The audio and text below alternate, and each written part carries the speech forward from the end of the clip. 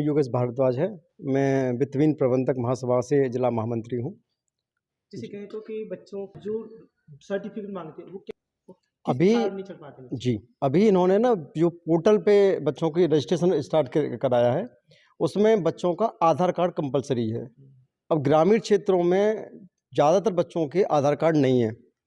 दूसरा, सरकारी स्कूल वालों ने थोड़ी सी बड़ी चालाकी की कि कोरोना के समय में उन्होंने अपने यहाँ पे कैंप लगा करके बच्चों के आधार कार्ड बनवा दिए, लेकिन हम जैसे वित्तहीन स्कूलों के बच्चों के आधार कार्ड नहीं बन पाए।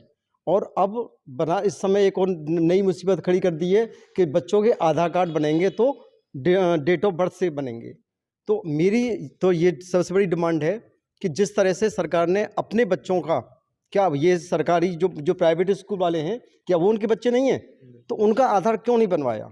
उन बच्चों के भी आधार कार्ड बनने चाहिए, क्योंकि जब तक उनके आधार कार्ड नहीं बनेंगे तब तक पोर्टल पे बच्चों को रजिस्ट्रेशन करना अमान्य है, बेईमानी है। क्योंकि उसमें उन्होंने एक नियम बना रखा है कि 999 करके आप डाल दीजिए। अब सपोज बच्चा मेरे यहाँ पढ़ रहा है, 99 करके मैं डाल दिया, वही बच्चे की एंट्री किसी अन्य स्कूल में आधार कार्ड से हो रही है। तो ऐसा क्यों किया जा रहा है? आधार कार्ड से एक ही बच्चे की दो आईडी बन गई हैं। एक बच्चा एक है और आधार कार्ड से दो नाम बन गए। तो ये सरासर लापरवाही चल रही है। दूसरा, पोर्टल पे बारे में लोगों को जागरूक नहीं किया जा रहा। कुछ स्कूल भर रहे हैं डेटा, उन पे पैसा डालना है कि भरो। कुछ स्कूल ऐसे हैं जिनको अभी तक वो यूडाइस है लेकिन वो बनना नहीं चाहते, उन पर कोई कार्रवाई नहीं है। एक और बड़ा मुद्दा है कि जितने बच्चों को मान्यता दी जाती है स्कूलों को, मैं भी चाहूँगा स्कूलों को मान्यता दी जाती है, वो BSA लेवल पे दी जाती है। सारे बच्चों के स्कूलों की सारा रिकॉर्ड उनके पास है, फिर भी स्कूलों को यूडाइस नहीं दे रहे कि ABS से साइन करा के लाओ, ये करा के लाओ, वो करा के लाओ, पोर्टल बंद है। भाई आपका पोर्टल है, उसको पोर्टल को खोलिए और सारे स्कूलों का एक साथ यूडाइस जनरेट कर दीजिए और सभी से बोलिए कि आपको डेटा भरना होगा, क्योंकि कार्य अच्छा है सरकार के लिए। कंप्लीट होगा। हम सरकार के साथ सहयोग करने को तैयार हैं, लेकिन इसका उद्देश्य तभी सफल होगा जब सभी स्कूल इस डाटा को भरेंगे और सबको यूडाइस मिल जाएगा। कुमार, जिलाध्यक्ष वित्तहीन विद्यालय प्रबंधक महासभा। और आज जैसे कि जो वित्तहीन कॉलेज, देखिए ऐसा है कि हमारा जो संगठन है वो निरंतर विद्यालयों के हित में कार्य करता है और विद्यालयों से जुड़ी समस्याओं पर निरंतर कार्य करता है, हर मंच पर उसे पुरजोर तरीके से उठाता है।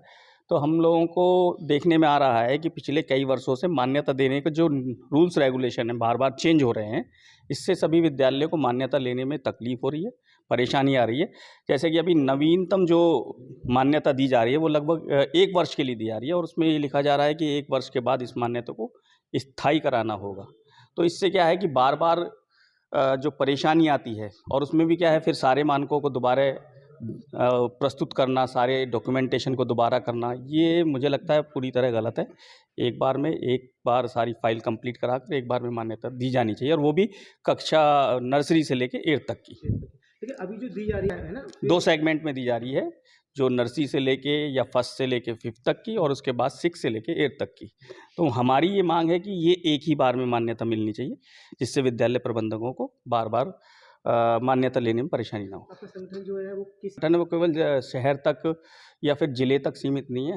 हमारी कोशिश ये है, हम पूरे ज़िले में काम कर रहे हैं और ब्लॉक लेवल पर काम कर रहे हैं। इसके अलावा अदर ज़िले में भी हमारा संगठन धीरे धीरे काम करना शुरू कर दिया है और इसका विस्तार हम प्रदेश लेवल तक कर रहे हैं और प्रदेश लेवल तक ले जाएंगे संगठन को। निरंतर कार्य चल रहा है। कहें तो कि पढ़ाई, देखिए शिक्षा जो होती है वो केवल धनोपार्जन के लिए नहीं होनी चाहिए। शिक्षा धनोपार्जन के साथ साथ संस्कार देने के लिए भी होनी चाहिए, क्योंकि जो स्कूल्स होते हैं वो शिक्षा देने के माध्यम से मोरल पुलिसिंग का कार्य करते हैं। यदि शिक्षा नहीं होगी तो मुझे लगता है समाज को व्यवस्थित और सुसंस्कृत बनाए रखने में किसी भी प्रशासन या शासन को बहुत ज़्यादा दिक्कत आएगी। इसलिए शिक्षा और शिक्षा के साथ साथ विद्यालय, इनका हमारे जीवन में और पूरे समाज में बहुत ही महत्वपूर्ण स्थान है। इसीलिए शिक्षा को बहुत ही उचित तरीके से और संस्कारवान बनाया जाना चाहिए। तो फीस कहेंगे कि सरकार कुछ सहयोग कर रही है कि नहीं कर रही है? देखिए सरकार से हम मान्यता लेते हैं और उसमें ये कुछ शर्तें भी होती हैं कि हम सरकार से कोई ऐड नहीं लेंगे। हमारा जो विद्यालय होते हैं वो हमारे जो विद्यालय होते हैं वित्तहीन विद्यालय होते हैं, यानी कि हम सुवित्त पोषित होते हैं, सेल्फ फाइनेंस। तो हम जो भी खर्चे करते हैं वो हमको जो शुल्क प्राप्ति होती है, यानी फ़ीस आती है मंथली, उसी के ज़रिए हम सारे खर्चे करते हैं, चाहे वो टीचर की फ़ीस हो, चाहे स्कूल मेंटेनेंस हो, जो भी कुछ हो। अब क्या होता है कि हर चीज़ में एक बजट की वृद्धि होती है, चाहे हम कोई भी संसाधन लाएँ, उसमें कहीं न कहीं उसकी महँगाई की वजह से सब चीज़ की दरों में वृद्धि हुई है।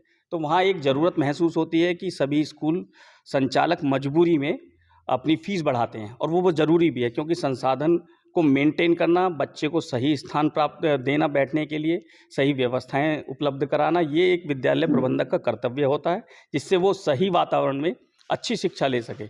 और अच्छी शिक्षा के लिए अच्छे संसाधनों की ज़रूरत होगी, तो वहाँ पर महँगाई के अनुसार हमको फ़ीस भी बढ़ानी पड़ेगी। तो हमारे बहुत सारे प्रबंधकों की तरफ से ये डिमांड है, मांग है कि हमारी जो मिनिमम फ़ीस है वो 500 रुपये तो ज़रूर होनी चाहिए पूरे ज़िले में। जी, आपका शुभ नाम? मेरा नाम अंतिम कुमार, जिला अध्यक्ष वित्तविहीन विद्यालय प्रबंधक महासभा। जैसे मैंने सुनने को मिल रहा है कि जो मान्यता जो देखिए, ऐसा है कि हमारा जो संगठन है निरंतर विद्यालयों के हित में कार्य कर रहा है, और उनकी जो भी समस्याएं आती हैं हम पुरजोर तरीके से सभी